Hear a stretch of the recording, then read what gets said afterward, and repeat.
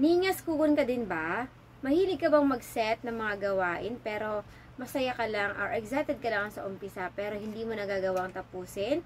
Kung isa ka sa mga ganyang pakiramdam ay tapusin niyo po ang video na ito. Pero bago yan, ako po si Joey Lynn. At ako naman po si Ronald.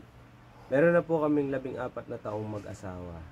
Sa kwento ng buhay namin ay maraming pagkakataon na naging ningas kugon kami sa aming mga desisyon sa buhay. Kasi minsan may mga pagkakataon na meron kaming gustong gawin at nung ginagawa na namin, para bang di pa kami nangangalahati sa mga gawain na yon, para bang tinatamad na kami, para bang nasasawa na kami. Ningas kugon nga talaga. Hindi natatapos yung isang gawain. Sa una lang magaling. Magaling lang mag-umpisa. Ang problema sa ating mga ningas kugon ay wala tayong natatapos na gawain. Wala tayong na-accomplish. Excited lang tayo sa umpisa pero wala tayong natatapos at hindi magbuting gawain iyon. Kasi wala tayong kakumpletuhan ng mararamdaman kapag hindi natin natatapos ang isang simpleng bagay na pinag sa walang bahala natin, hindi natin natutukan at hindi mo masasabi na na-accomplish mo yung isang gawain dahil sa ningas kugon ka. At eto ang mga pamamaraan kung paano natin malalabanan ang pagiging ningas kugon. Una dyan ay ang paglilista ng mga nakatakdang gawain. Kung meron tayong nililistang mga gawain, meron tayong susundan. Halimbawa sa araw na ito, ano ang mga nakatakda mong gawin? Mga simpleng bagay na isusulat mo yan para i-check mo na lang kapag nagawa mo na. Para bang checklist, pag nagawa mo, i-check mo na at basta maghapon mo, may kita mo na, ay nadan ko pala lahat. Iba yung pakiramdam na maiibigay niyan sa'yo kasi natapos mo yung mga gawain na isinulat mo nung umaga pa lang. Mas better nga kung gabi pa lang ay naiset mo na yung mga gawain mo sa maghapon sa susunod na araw. Ang sumunod dyan ay labanan ang pakiramdam ng katamaran. Ito kasi ang nararamdaman natin madalas kaya hindi natin na itutuloy. Kapag tinamad tayo, na feeling natin wala namang nangyayari, na feeling natin na wala namang sumusuporta, ayaw na nating naggawain kahit isinet na natin yung mga sarili natin sa mga gawain na yon. Kung yun ang nararamdaman mo, ipagpatuloy mo pa rin. Huwag kang tumigil, hindi mo pa nararating yung sukdula ng ginagawa mo, kaya ano man ang nararamdaman mo, iinitan ka man, pinagpapawisan ka man, ay ituloy mo pa rin. At syempre, ang disiplina sa sarili. Yun talaga ang number 1 nating kakailanganin kapag tayo ay tinatamad or nagiging ningas kugon.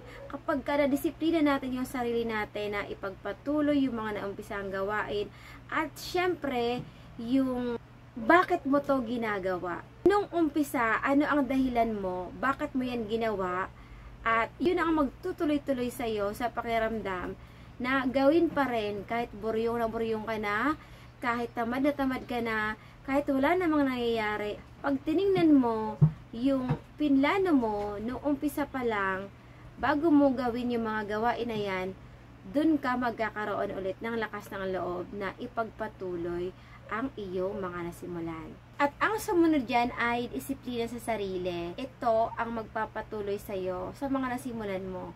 Kapag nadisiplina mo yung sarili mo, ano man ang init na nararamdaman mo, anong pawis man yan, anong bigat man ang nararamdaman mo, nilalagnat ka man, o anumang mga yan na nararamdaman mo kapag disiplina mo yung sarili mo na ipagpatuloy ang mga naumpisan mo, ayun ang magiging apoy mo para ipagpatuloy. Kasi ningas kugon yung parang sinindihan ka lang ng kasipagan pero hindi mo natutuloy-tuloy. At syempre kapag disiplinado mo yung sarili mo, maitutuloy-tuloy mo yan. Ano man ang nararamdaman mo, katamaran sa katawan dyan. At syempre yung dahilan mo, bakit mo inumpisahan yan. Nung bago ka nagplano, ano ang mga dahilan mo, bakit ka nagplano ng ganyan? Saan ka ba naka-look forward? Bakit mo sinulat yan? Bakit mo ginawa yan? Bakit mo pinlano yan? Bakit mo pinangarap yan? Ay yun ang balikan mo. Kasi, kung hindi mo na nadidisiplina ang sarili mo, kung hindi mo na kayang turuan ang sarili mo, hindi mo na kayang magsulat ng mga gawaing itinakda mo, ay balikan mo yung una mong plano. Kung bakit ka nag-set ng mga pangarap mo, nag-set ka ng goal mo, balikan mo yon. Yun ang magsisindi sa'yo para magpatuloy ka ulit at magpatuloy hanggang sa mararating mo o ma-accomplish mo ang mga bagay na inumpisahan mo. Bakit namin ito'y ginagawa? Bakit namin ito'y kinikwento?